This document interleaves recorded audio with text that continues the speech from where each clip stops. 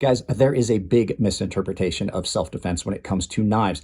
There is simply one rule when it comes to self-defense, and that is remove yourself from the situation and protect yourself. It is not the tactical knife fighting things that you see Tomas doing over there at Tactical Tavern on Instagram. It's cool, but that's not exactly what it is. So we're going to look at why I say there are some purpose-built self-defense knives that are great, some regular everyday carry knives that will fit that purpose, and one knife at the very end that I absolutely do not recommend. So let's turn this around and crack into this. It's going to be fun.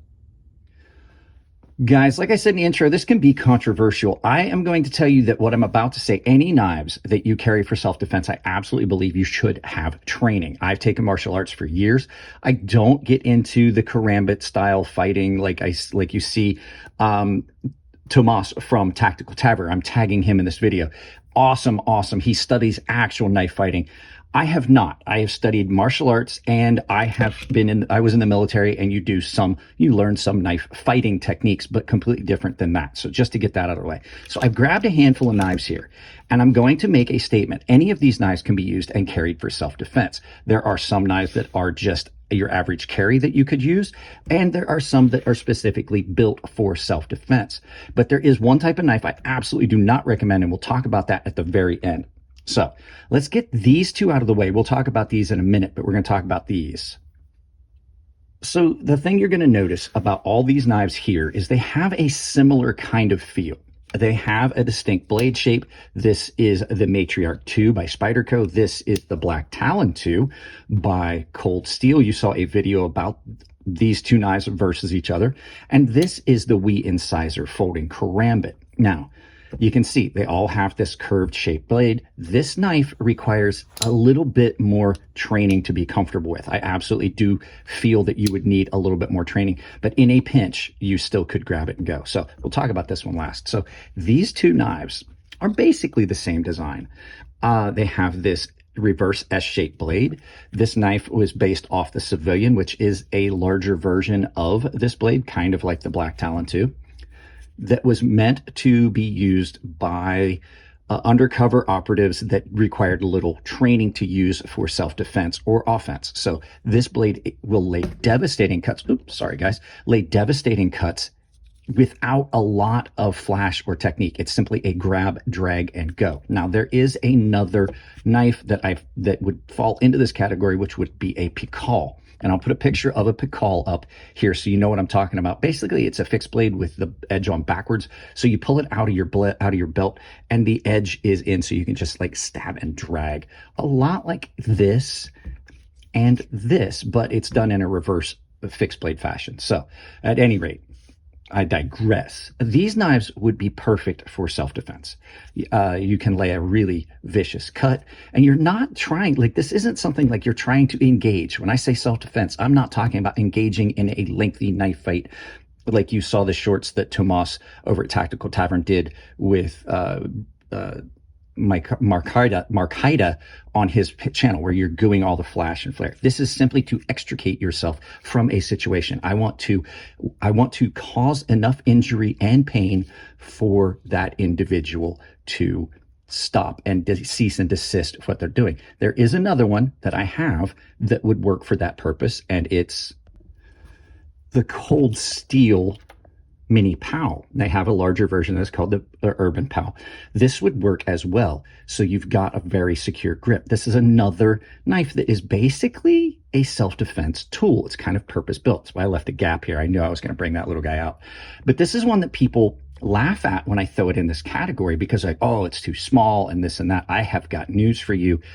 That is a very thin profile and a very, very sharp blade.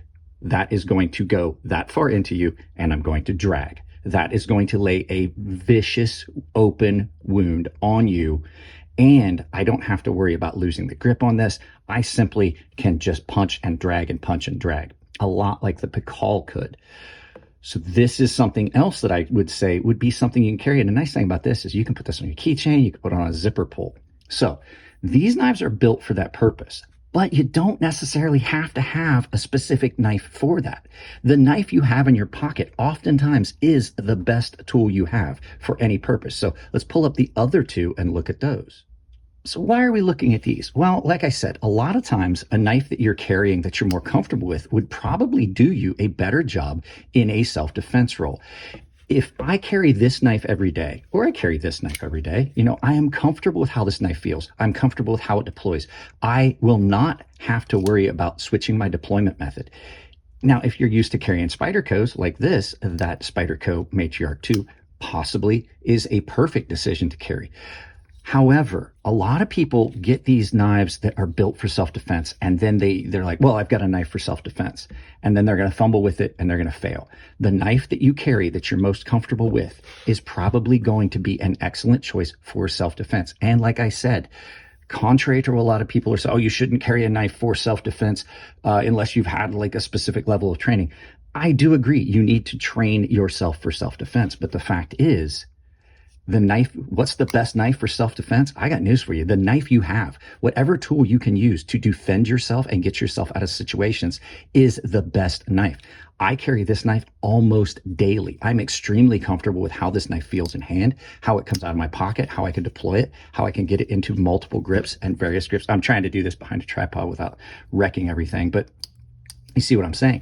I carry this knife a lot too, and this knife is a very stable, secure platform and has got a lot of the things going for it that those other knives have. Very sharp piercing tip, extremely thin slicey blade, nice grip on this that allows you to do snap cutting and things like that. So when I'm talking about knives for self-defense, I'm not talking about getting into a lengthy, flashy fight, like I said, like you saw, which was awesome. Doug Marcaida and Tomas from over at Tactical Tavern in his YouTube short or Instagram short. That was awesome. But the most of us for self-defense, it's going to be someone's attacking me, someone's on top of me. I've got to get myself out of this situation. If I got this in my hand and I get it out of my pocket, I can use it. Now, there is a level of things that you need to think about. It's situational awareness. Knowing that you're about to get into an incident is one of those things. Keep yourself some distance. Get yourself to a position where you've already got this at the ready. If you feel uncomfortable, that typically means that there's something wrong. If you're in a situation and it feels wrong, it probably is. I would start making preps to have this available. You don't want to be in a situation and then try to dig this out of your pocket. You definitely want to have yourself in a position where when it starts, this has already been partially deployed. It's in your hand, ready to go. Don't try to do anything fancy like a reverse flick because it could fail. You simply want to do your simplest method of deployment. So these knives, as simple as they are, absolutely will work for self-defense. Now, there is one type of knife I said I would save it to the end. Absolutely recommend never carrying for self-defense. And I'll show you why. And it's an OTF. OTFs should not be used for self-defense. They look cool, they look tactical, they are fancy and flashy, and they're fun. However, they have a serious flaw when it comes to self-defense. You need to deploy this knife. Yeah, great. They're good for some things, I will admit. This is a piece of paper that's been folded 3 times. That knife has not completely deployed. It has a derail system, and it does not take much to derail that knife. I used a piece of notebook paper folded over specifically. If you get that against someone, if you're trying to deploy that knife and you've got it against someone, it's gonna fail. It will not deploy fully. And then your option is you have to, let me do this again. So yeah, you see that knife has not deployed, right? You have to sling this open and then you have to use it as your tool. If you want to carry a switchblade as a self-defense tool, you've got to have one because you're cool and flashy, and out the side is the way to go. Because if you do get against something, let me grab this other knife that I don't recommend for self-defense. If you get against something and you hit it, the second you clear that obstruction, your knife will deploy because the spring will bring it open. So I don't recommend either one. I think that there's too many issues when you get mechanics involved into mechanical parts into these and springs. There's just too many failure points and things like that. I love both these knives, but they're not what I would recommend for self-defense. But if I had to recommend one, it would be this one. Of the two, it would be this one. So let's turn us around, do some final thoughts, and I will prepare myself for the onslaught of angry messages that you guys are going to put in the comment section. So let's turn us around and do some final thoughts. So like I said in the intro, all of those knives are great for self-defense except for the OTF. The OTF is the worst tactical knife. It's loud. It's the worst for self-defense because it has a high rate of failure. They're just finicky. They are fun. And I absolutely think that if I was to say the knife that I would be most comfortable with, it would probably be this one or a couple of my other knives that I carry on a daily basis because the fact I'm comfortable with the deployment, it's a non-thought process. You want to remove the thinking from it. So guys, you can disagree with me if you want. I'll stand by for the onslaught of ugly, hateful comments from people out there that have been keyboard warriors and played way too much Call of Duty. Tomas, if you would care to weigh in, please feel free. It's a lot of fun. I like Tomas over at Tactical Tavern. He's a great dude. I've met him a couple times. So I'm trying to get us together to do a collaboration video. That was kind of the purpose of this, but I did want to get this out. Guys, happy Halloween. I love you all. I'm not going to make it real long. You guys know I have sponsors. They have links down below. There's coupons built into most of them. Coupon code Crazy Sharp works at Coffee Brand Coffee, Tempered Trails, Rosecraft Blades, Ferrum Forge Knife Works. There's a ton of vendors down below from Blade HQ to GP Knives, Knife Ship Free, and others. And I have an Amazon store that I've built that you can pin that to your browser, use it for any shopping you do on Amazon. I've built recommended lists there as well.